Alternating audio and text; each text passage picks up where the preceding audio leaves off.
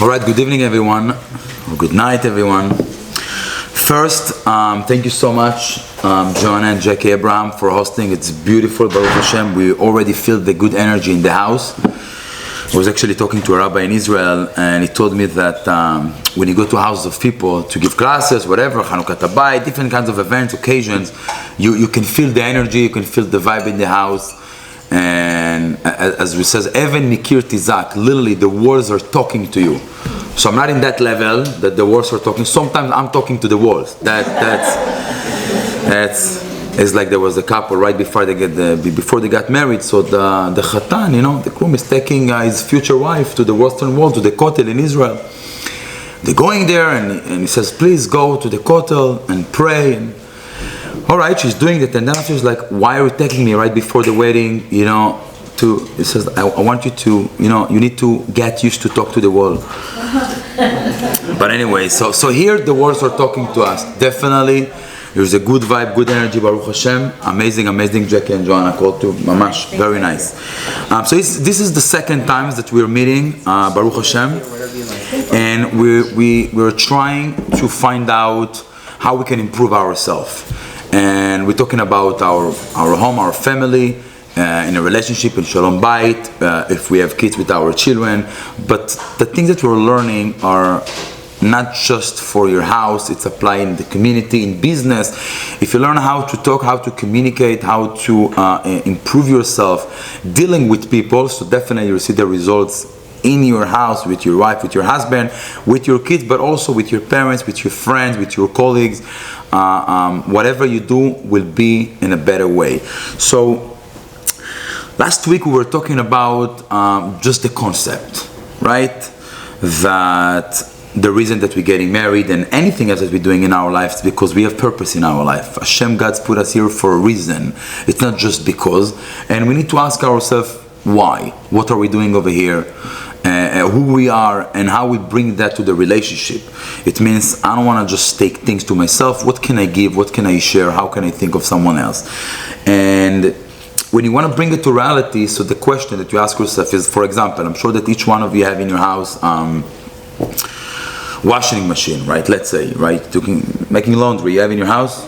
Yes? You have? I don't know where should I ask your wife? She knows better. But she knows better, right? So let's say not in your house, but let's say something happened that doesn't work, right? Whatever, break down. After a few years, you're using it, especially when you have kids, it's like 7 times a day. You don't even know when they bring the clothing, like it's crazy. It's always a mystery that I had, how that's possible when you have kids, they have so much laundry, but when they need like socks, they don't find. Like how, it just doesn't make any sense.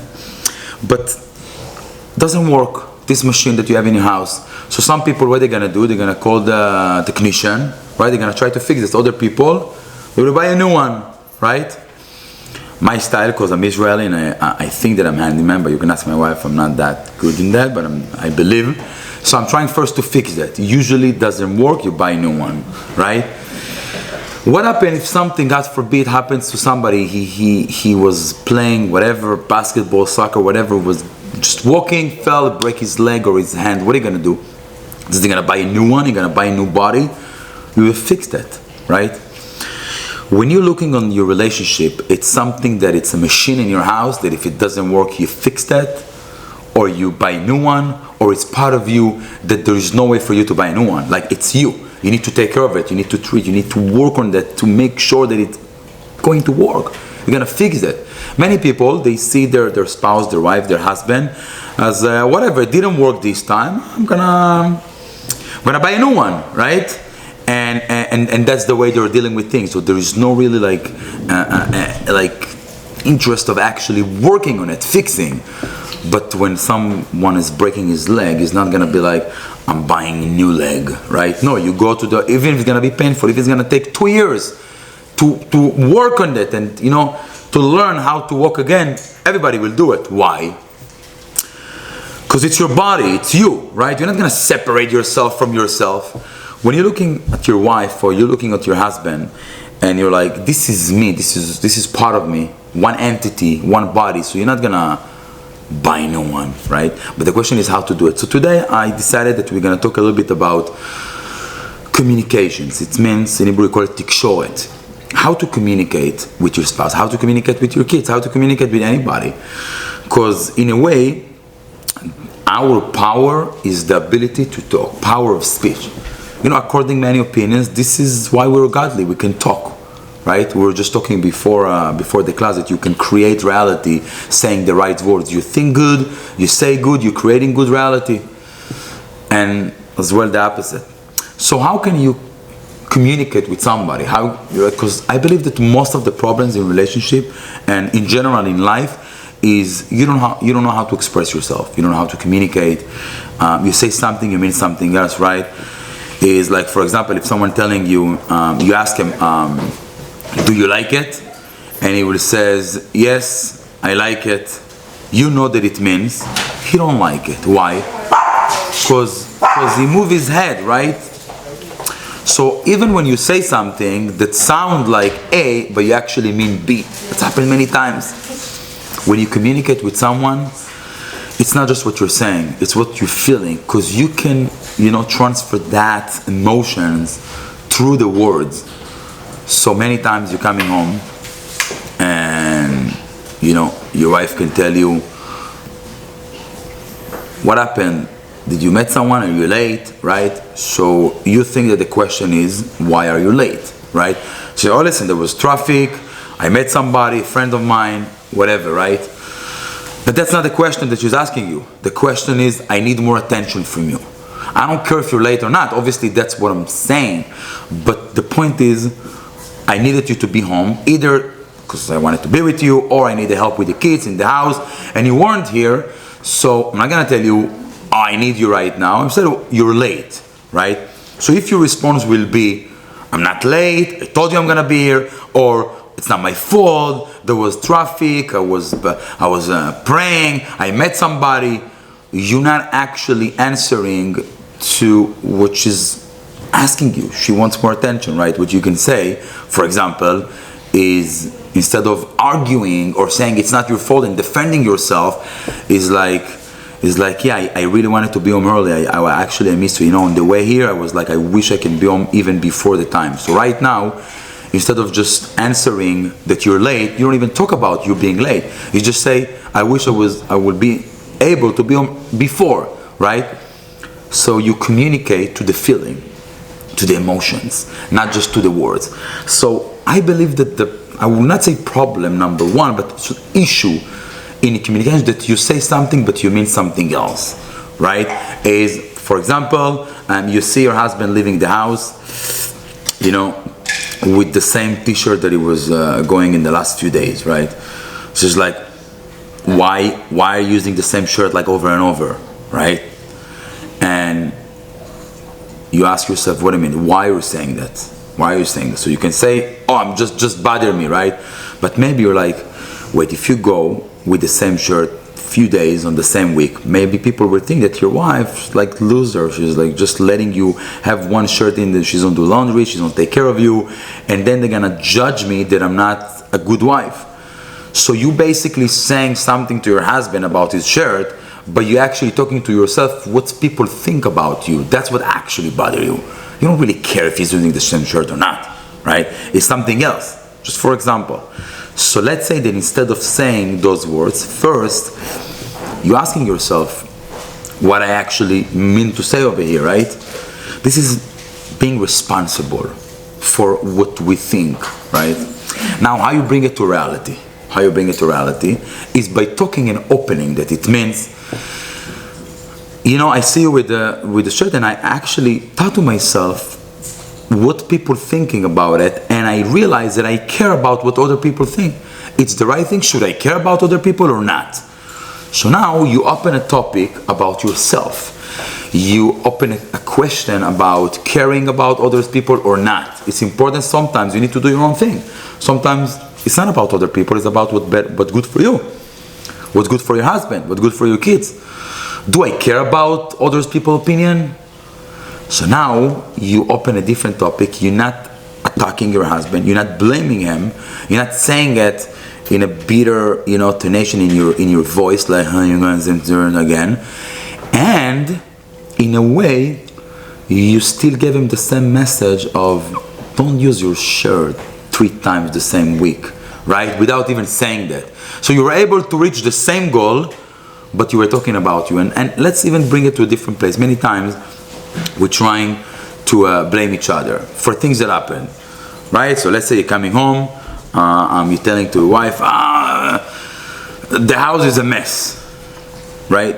So it's a direct attack, right, on someone that is in the house. And even if you don't say it, or let's say you're not like that, you say, oh, I can't find my jacket was here, right? I can't find it. So it's not like you can find it, you can look for it, but you're trying to say there's so many things in the living room, I'm overwhelmed with the mess, I can't even find my own jacket, right? So you don't actually say, because you can ask, where is my jacket? It's very simple, right? Where is my jacket? Oh, jacket is there. So you don't say it, it says, I can't even find my jacket, right? So indirectly you're telling your wife, big mess, you are big mess, right? So obviously what she's gonna tell you, she's not gonna say, oh, your jacket is there. It says, because you always throw your things around, you don't even remember where you put them, right? Why is she saying that? Either because you are like that, or because she's need to defend herself. Oh, you think that I'm a big mess? You're the one who creating the mess. So now you're not gonna be quiet, obviously, and right away you're gonna share your opinion about her, right? That's it usually. I mean, not that fast, but you're gonna go there at some point. Unless instead of saying what you want to say in an attack way, you actually say what you feel, right? I feel something. Let's say that your wife telling you something that you're coming home. I was an event, and she's like, "Oh, I met your friend. What a weird guy," right? So now you can say, "Wait, you don't like my friends. You always think they're weird. Who you think you are? Your friends are weird. Blah blah blah, right?" And then, you talk about my friends, your friend, your mama, your this. Baruch Hashem, very nice. Instead of you saying, "You know what? I feel that I got offended a little bit because he's my friend for 20 years. And if he's my friend, it means that we have things that we share, right? Tell me who your friend, I will tell you who you are. So if you don't like my friends, in a way, I feel like you don't like something about me because he is my friend, right? So when you say that my friend is weird, in a way, I feel that you're calling me weird, right? And I don't appreciate it. So here, it's not the best. Again, you open a conversation that is not the nicest conversation, but you're not attacking. You're not saying you're weird, you're friends, you're this, you're that, or you think you're cool. You're not saying that. You says what you feel, right? What happened when you share what you feel? There is 2 very important things that happen. First, you didn't attack your wife. You didn't respond back. You didn't criticize. You didn't rebuke. You didn't you're not bringing some negativity and bad energy to the house or the conversation. You just share what you feel. I feel that if you don't like my friend, in a way, my friend's a part of me. We grew up together, and I wish you'd like my friends, right? Because they're my friends. I care about them. So you were talking about your feeling. What you gain is 2 things. You're not attacking your wife, and second, she cannot argue about your feeling. That's what you feel. Who's gonna tell you? Oh, you don't feel that way? I'm telling you what I feel, right? So instead of attacking and being in a place that she don't even believe you, she just say, "Oh, you wanna attack me back?" Now you open yourself, you share your feeling, and no one can even argue with you because that's what you feel, right? So it's not gonna happen the first time, but little by little, what will happen is you're gonna be like, "Okay, that's what you feel. You know what? I didn't mean to insult you, get you offended. I just, share my opinion about your friend. But you know what? Maybe you're right. Maybe I was like looking in a different way because obviously I don't want to hurt your feeling. You're my husband, right? Why? Because she don't need to defend herself, so she can just tell you, I'm sorry, right? But the thing about communication, that there is few things that creating some issues even before that, and that's what I want to open it. I'm not saying there is a solution for everything, but just opening those problems and little by little thinking how we can do things in a different way can help a lot. So for example, I want to share something with my wife, right? And I'm coming with the idea, and then I was like, wait a minute, maybe I should not say it. So there is 6 main reasons why people won't share their opinion, their feeling. First is they don't want you to judge them, right? For example, if I will tell you, I miss my family in Israel, so you're gonna say, wow, you're so weak, you're emotional, you're this, you're that. Well, grow, man. Take care of yourself. You need the food of your mom, right? I will think, I'm not gonna tell you that because I'm afraid that you'll judge me. And then you're gonna look at me in a different way, right? So I don't wanna do it. Second, I'm afraid that you're gonna use it in the future. It means I will tell you now, I miss my family. And then in a week from today, we're gonna have an argument, and you're gonna tell me, you know what? You have some issues with your family. Take care of yourself before you're talking to me. So I gave you a piece that became a tool against me, right? I'm not gonna say anything. You cannot use it against me. But if I will open myself and share my feeling, not only that you're gonna judge me right now, maybe in the near future, you can use it against me, right? For example, you're gonna tell your husband, sometimes in the morning, like after all the kids, go to school and this and that, I feel like so exhausted, so tired from the carpool, especially in Miami. You have, like it's crazy. You have 5 kids, you have 7 carpools. You don't even know how that's possible. You're taking the neighbor and you're taking someone that you find on the street. It's like, my parents don't take me anymore to school. It's impossible. You have more places that you go than kids. So after you wake up 6 a.m. till 10, back and forth, this kid forgot his lunch, this guy, crazy. Coming home, you're tired, you go to sleep. And then, your husband is working, he doesn't know what happened in the house. One day, you want to share. So you tell your husband, you don't even know, like the morning, I'm exhausted, I'm taking the kids here, taking the kids there, they're bothering, they're fighting in the car. I'm going home, I'm always like, I'm coming like from 10 to 12, the best nap. It's like, wait. I'm working in the office. I'm dealing with providers, customers, and you taking it up 10 a.m.? You know what? The ring that we have in the house, in the door, we'll put it inside the house. Wanna see what you're doing. That's why there is no laundry. That's why you're not. So you just wanted to share your feeling with your husband and saying that, I'm exhausted taking care of the kids, so I'm taking it up. Now what happened? He judged you and he used it against you, right? What happened next? You're not gonna share anything anymore, right? You're gonna keep it to yourself. Because what's the point? What's the reason of sharing? You wanna feel the other person, right? Another problem is that, let's say he's not gonna judge you. He's not even gonna say anything. But we tell you, oh, you're exhausted from the kids? Let me tell you what happened to me. Coming to the office today, my boss, crazy guy, got some issues. I don't know what he's doing in the house. Yelling at me for 2 hours. You're exhausted from the kids? You don't even know what. So what you're doing, you're lowering your feeling.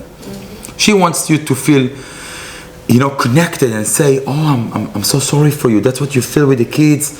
You know what? Let me talk to the kids tonight. Maybe they can be normal. Maybe they can go to sleep early. So they're gonna be, but what happened instead? He's lowering what you have, and he's telling many times it happened with friends, like you going to the Machu Picchu, in Machu Picchu in Peru. I don't know if you've ever been there.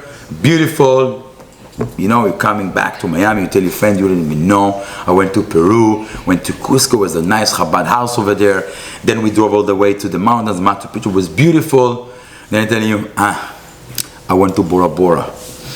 Beautiful, on the water, in the middle of the ocean. You don't even know. Look the pictures. And you're like, right? Bora Bora is very nice. So instead of you feeling cool about your story, now you feel like some people are much better than you. That, we're doing it all the time. All the time. People coming to shul, with a nice suit. It's nice, but, boss is much better than what you bought, right? Why are you saying that? That, it's first lowering someone else, second showing off, but in a way, we're doing it in the relationship all the time, right? Your wife telling you, oh, I'm so tired. You're tired? I'm so tired that I can sleep now 20 hours. So not only that you didn't actually listen to your wife telling you she's tired, and then you ask, wow, you're working so hard, right? You saying that you're tired, or The worst, you can say, why are you tired? You don't do anything. Why are you tired? You home all day. Oh, you have what? 2 kids? That's what you did? My family, 17 kids. What are you talking about? 3 of them twins. You know, and my mom, she was never tired. So now it's like, you tired? You don't even deserve to be tired. You know? So obviously, first she's not gonna share anymore anything, but you're gonna feel like you're not there with her, right? So let's say your wife telling you she's tired, Eli. What are you gonna say? What do you think the best response, right? The best thing to say? Go take a nap. So Yossi is saying something that usually that's what men do, you know? Have a problem? Solution. I'm the same. You're tired. Let me share with you, a secret about our house, right? There is something that called, wait a minute, it's called bathroom, you know? You can go there and you can sleep. Go and take a nap, right? And now you feel macho. You feel like, I'm such a good husband. I'm such a good father. I will take care of the kids. You're gonna sleep. Hallelujah, right? And I can tell you that 99% of the times, your wife's not gonna be happy about it. Because she knows that she can take a nap. Believe me, she knows. She's not that stupid. She knows where is the bed, where is the blanket, where is the pillow. She knows how to put it together and take a nap. And you know what? You don't even need to ask permission. Believe me. Because they do it whenever they want anyway. So why she's telling you that she's tired? What you were saying. She wants you to feel, like say, oh, you're tired, oh, you're working so hard. You know what? I want to hear, what happened today? I went few hours outside, share with you, how was the kids, how was the house, how was work, so now she's like, she will share with you, and you know what? She's not gonna be tired anymore. Many times, all of the sudden, so much energy, she will talk to you for 2-3 hours, right? But you were tired. I was happy when you told me that you're tired. I was like, yay! Why are you talking? Who asked you? You know, it's like, I'm going to the neighbor, like passing in by my house. I see the guy. They just moved. They bought the corner. Was like, I don't know who's these people. Walking there. Hey man, how are you? And he's like, oh, I have to tell you, my grandmother, she went to the hospital. I was like, I was just nice to you saying how are you. I don't actually mean you to give me the story of your life, right? And he's like, like to answer me, like you ask me, so I answer. You know, many times we asking just to check. Right? You're coming home. How are you? How's the kids? How's the cooking? Okay, where's the food? Right? You don't even it's like rhetorical question. You're not even waiting to the answer. It's like, you know, you're saying the whole line. It's like one time there was a guy that he was dating and then was, getting serious. He was about to get engaged. So he didn't get the proper education of, how to really talk to people. So his father told him, listen, you go to the house of your future wife, you're gonna be there Shabbat with the family. So, first when you're coming, you need to say, hi, thank you for having me. I'm so happy to be here, right? And then, when they bring you the food, say thank you so much. After you eat, say, oh, I love the food, it's amazing, wow, I like it, and you get a little bit more, even if you don't like it, whatever. Then after you say thank you, and then before you go to sleep, you say good night, I hope you're gonna have a good sleep. You wake up in the morning, you say good morning, how are you, how was your night, right? You were dreaming about me, no, okay, next time, right? The guy, he's going to the house of his future wife, and as soon as they open the door, he's like, hi, how are you, thank you for having me. Wow, thank you for the food. It's amazing, delicious. Can I get a good night? Have a good evening. Good morning. How are you? They're looking at him like, what are you doing? Right? He knows that he need to ask those questions or to share those comments, but he definitely didn't get the point. Like that you say it when you feel it. You say good night when it's about night, right? And you say thank you for the food when they give you food. Many times we do what we need, right? We do whatever we're supposed to do. But you do it in a way that everyone can tell that you just wanna, check, I did it, took it out of my to-do list, and everything is amazing, right? And those are kind of the problems that we have in communication. So I wanted to really understand when we're living together, husband and wife, friends, happen in college, roommates, kids, brother, sister, we have those things that we don't know how to talk, right? But more than that, and that's, I will say, the main issue about communications, is we don't know how to listen. Why we don't know how to listen? Because when you went to school, you learn how to write, you learn how to read, you learn how to talk in Hebrew, English, Spanish, but you never learn how to listen. They don't teach you in school how to listen, right?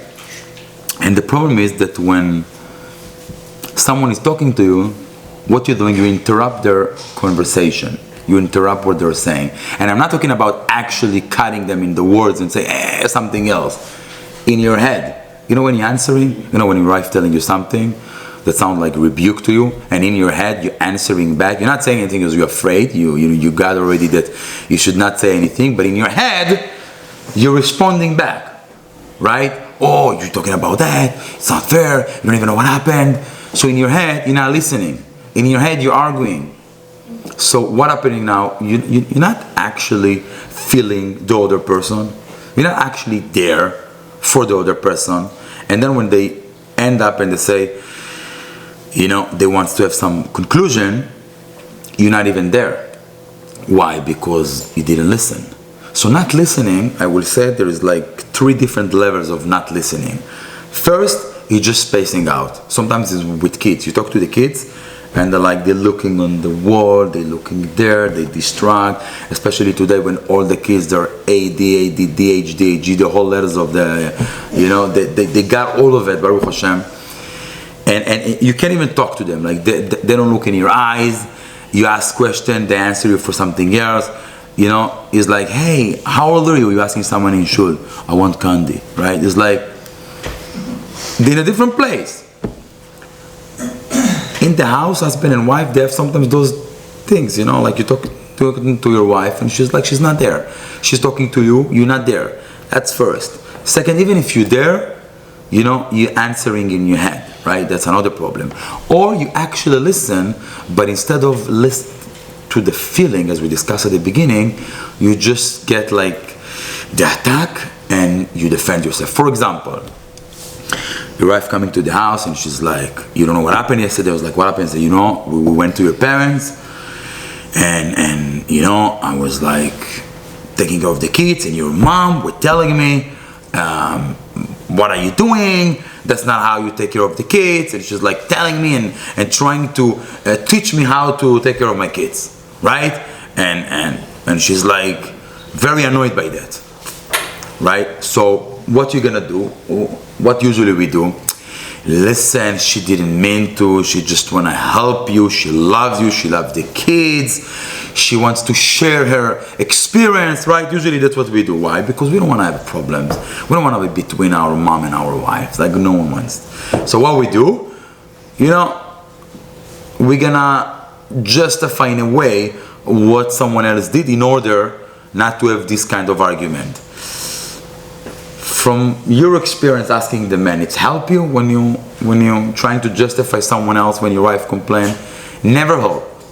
Never solved anything. Even if you really convince her that my mom loves you, she wants only good things for you, right?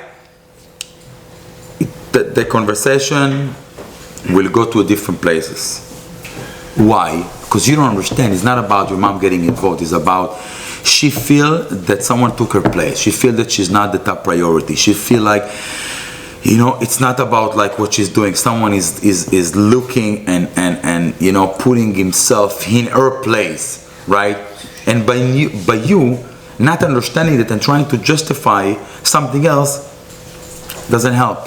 Instead of that, what you can do, when you sharing with me things about about my mom, I feel like that's what happened to you, so I'm not going to argue with you about it. He says, you're right, I understand what you feel.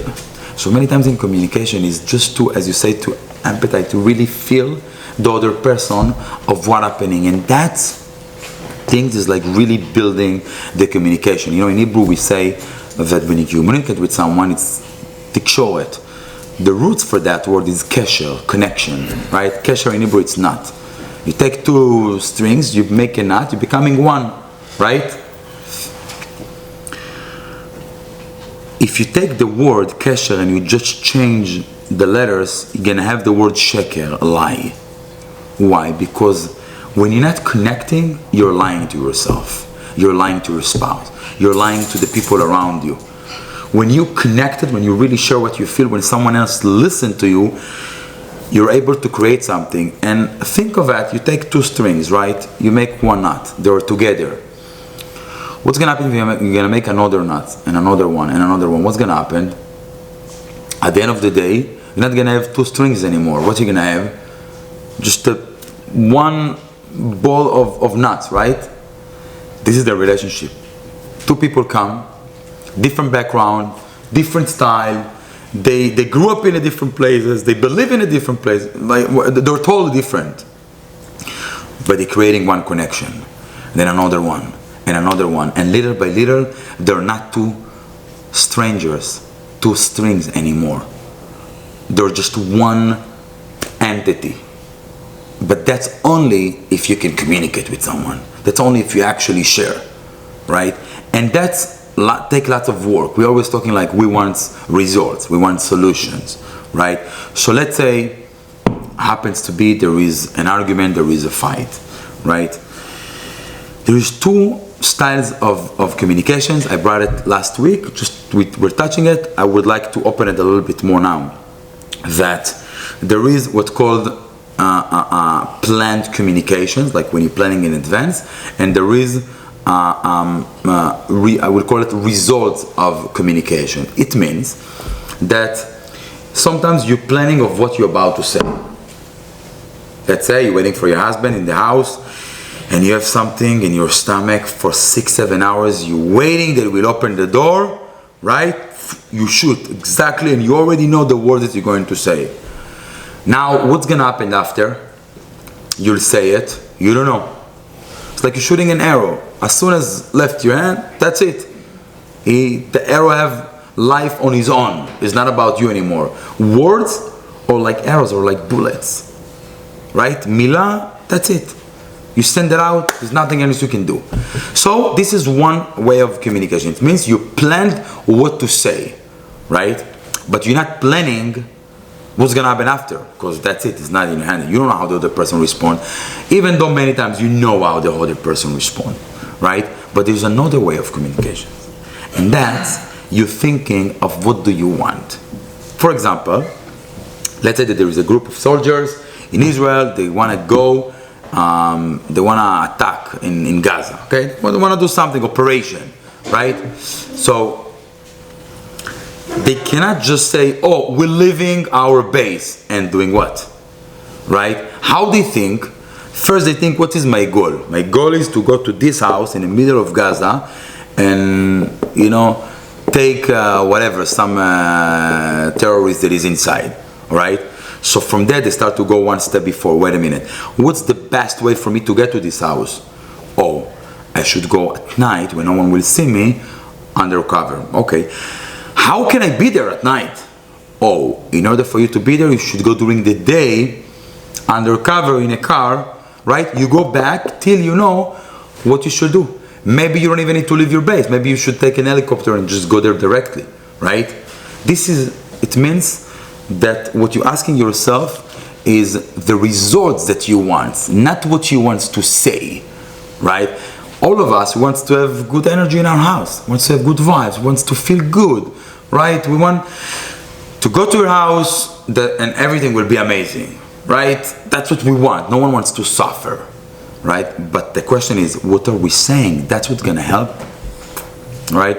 You can be the adult in the picture. It's the both sides. Let's say your wife, you came home, she told you something that you really didn't like, right? You're coming to the house and she's like, you don't know, this morning you left me with the kids, you did this, you did that. She complained about you.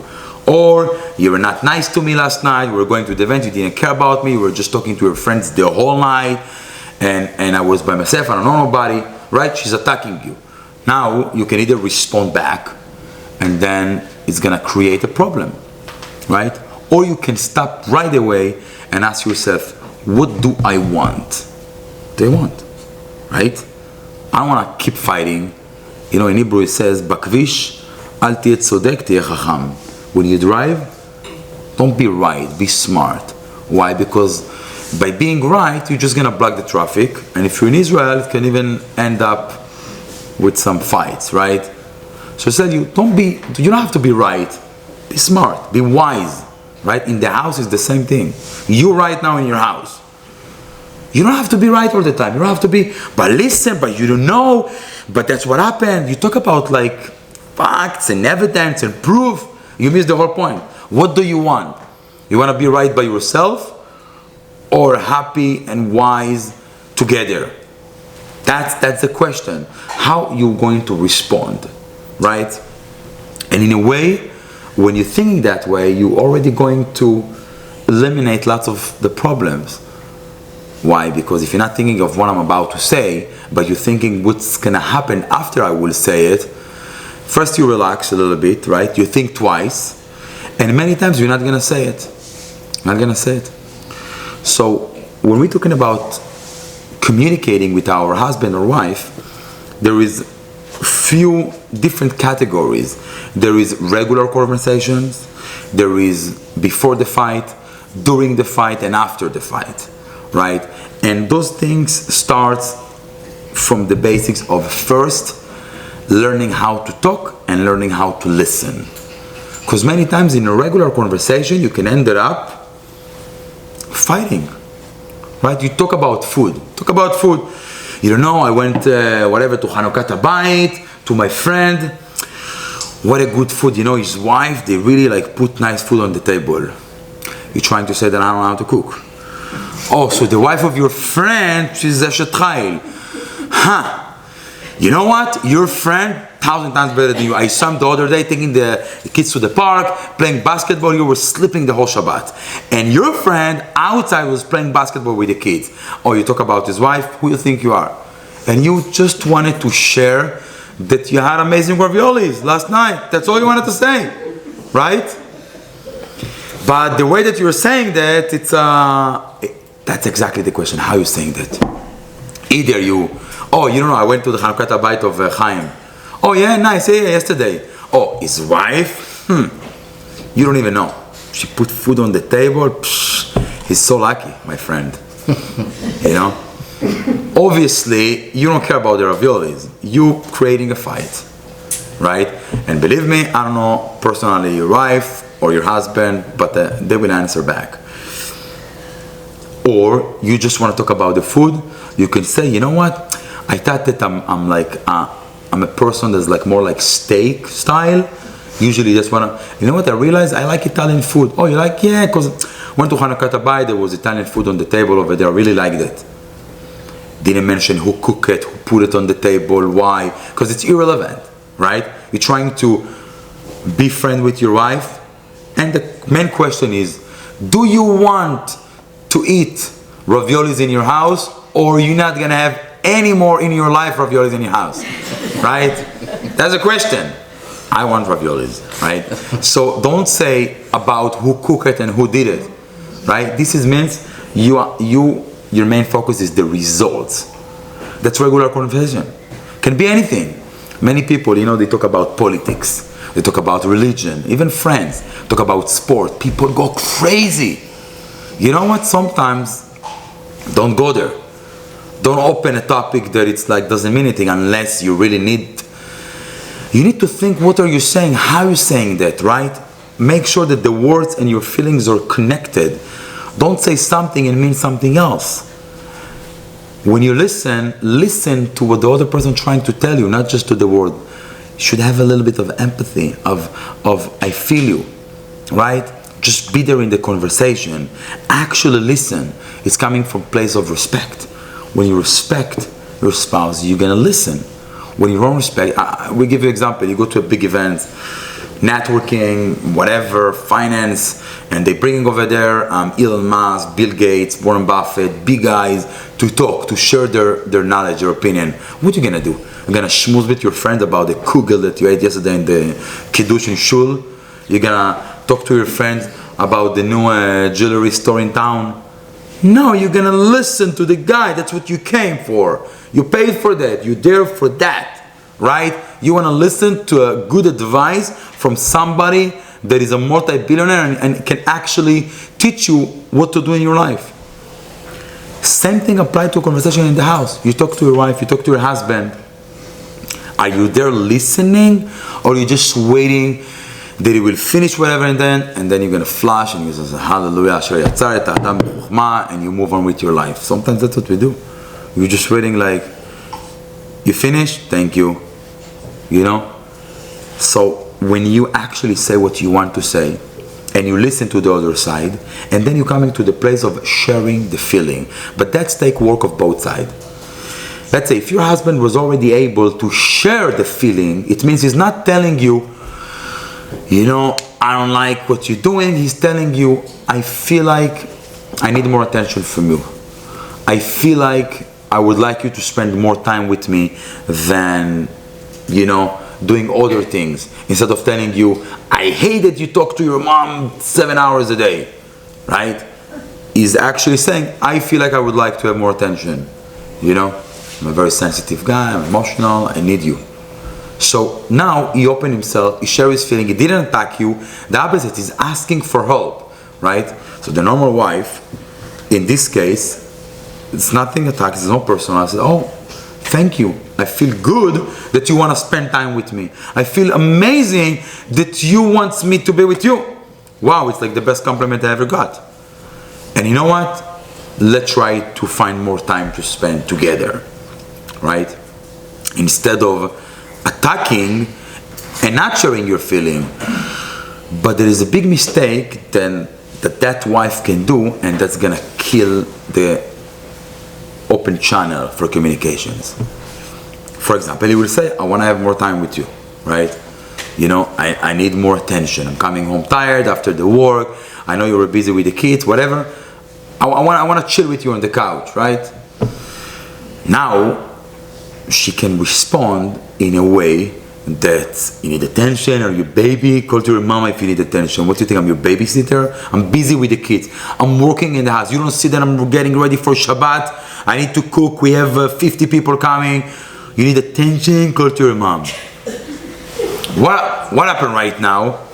Forget it. He will never say it anymore, right? Right?